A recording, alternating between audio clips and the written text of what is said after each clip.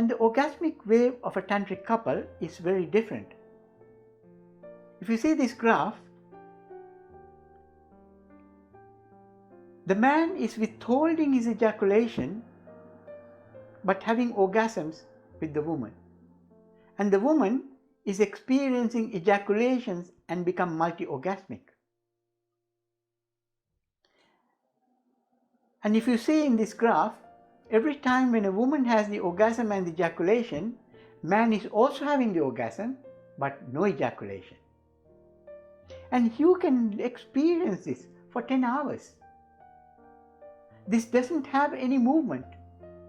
This stays in stillness with love, consciousness, allowing the channels to open in the body and allow the energy to flow throughout the body.